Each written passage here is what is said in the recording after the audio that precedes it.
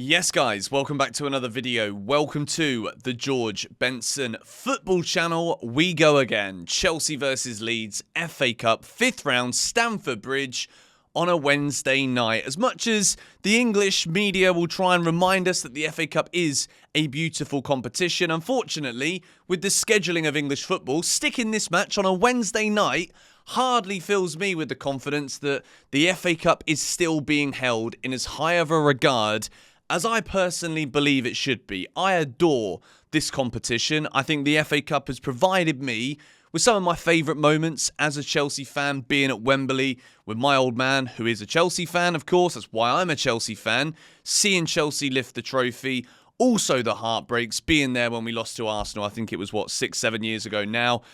This competition still means everything. And even though the Carabao Cup, the League Cup, whatever you want to know it properly as, even though we lost that one, this is an even bigger one than the League Cup. The FA Cup is a significantly more valuable competition than the League Cup. So as much as I'm not here to belittle that Liverpool performance, because bloody hell do I wish we won that game. Seeing Chelsea win a trophy will never get old, no matter how big, how small, or how lucrative in financial pool that trophy is. But this is a massive game. And Chelsea versus Leeds, this is something that I really hope Pochettino and the players can understand here. It's not just like we've got to pick ourselves up from losing to Liverpool, who are a rival, and then beat Leeds because it's a cup game and we've got to beat them. Chelsea versus Leeds is another one of those rivalries that over the years has meant so much to Chelsea Football Club, Leeds United, and the fans of both sides. When you look at geography, West London, you've got Fulham, you've got QPR, you've got Brentford. These teams in the little bubble of West London that we're in. Then you expand Chelsea's rivalries. You've got London, you've got Palace on the south, you've got West Ham in East London, you've got Arsenal, Spurs in the north. And then you've also got the rivalries that over the years as Chelsea have become one of the biggest clubs in the world, not just in England. You've got the Liverpool rivalries fueled by the Benitez, Mourinho, the Champions League nights. And Manchester United, who are always going to be a rival to anyone and everyone in England. Leeds, it means something. And this is a perfect opportunity, as much as I don't like the idea of a game of this magnitude being on a Wednesday night just because we got to fill the flipping schedule up somehow.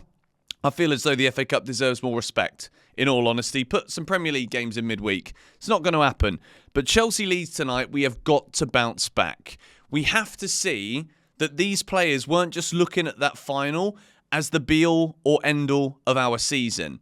There is still so much to play for. Chelsea are desperate to finish in European places, and the FA Cup could give us another opportunity to do that. And as well as that, it's the FA Cup. It's a trophy. We've got to go out there and win. But I also think that my concern is because the mentality was such a fundamental issue as to why Chelsea didn't beat Liverpool at the weekend. The lack of leadership, the lack of desire, hunger, passion to go and try and win the game. It does make me very concerned that the players won't be able to pick themselves up off the floor, which they physically were seen on the Wembley turf, on the floor, looking lost, as you would expect any footballer to do when you've just lost a final. I'm hoping that Pochettino here, as much as the press conference post-match didn't fill me with confidence, the press conference pre-match for this Leeds game, bloody hell, it's like the bloke's trying to outdo himself every time he talks to the media. It just fills me with even less enthusiasm, even less optimism for where the team's going to go, where he's going, and where we can potentially position ourselves for the future. It's not good. It's not. We were in a good place in the build-up to that final, and it was the way that we lost it, which has made that fall such a catastrophe again. People are like, but you said this a week ago. It was the 30 minutes after that, and that losing mentality of like, let's just hope for the best in a penalty shootout. If it's going to be an extra 30 minutes, let's wait for the lottery. When you could actually go out there. It's like some people will just buy a lottery ticket and never work a day in their lives in the hope they become a millionaire. Or someone will go out there and graft and earn their money and become a millionaire by actually putting in the effort as opposed to just relying on a ticket. That's what Chelsea were trying to do in that final. And now, Leeds United, They're buoyed at the moment. They are in seriously good form. They're looking to bounce straight back into the Premier League. They had a good result the other day against Leicester, away from home. And they're in the promotion places right now. This is a game that is not going to be easy. Chelsea are right down here in terms of confidence after losing a final. Leeds are up here. The fans are going to absolutely love this. They're going to have the whole, I think it is, of the shed for this game because it's the FA Cup. Chelsea got to be careful. But we move into my Chelsea starting 11. Petrovic, who I thought was actually magnificent, and I feel bad that in the 2 videos that I made post-Cup final, I didn't give him any praise. Petrovic, I think, made the most saves that any goalkeeper has made in a Carabao Cup game this season in that final against Liverpool, which, considering the Liverpool side we're up against, is mental that we still managed to concede so many opportunities. Petrovic is in goal, moving into a back 4. And despite not being happy with what we saw against Liverpool, I don't necessarily think defensively we were awful, apart from just some genuine moments of pure madness when it comes to organisational skills within the back line from set pieces. The back 4 is Gusto, Disasi, Colwill and Chilwell. There is one obvious thing that Pochettino and Chelsea need to be aware of here. 120 minutes on Wednesday, going straight into this game.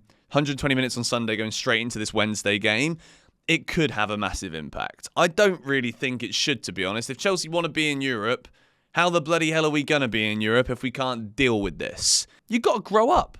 If you want to be at this level, performing at the very top, you've got to be ready for this. You've got to be physically and mentally prepared to bounce straight back.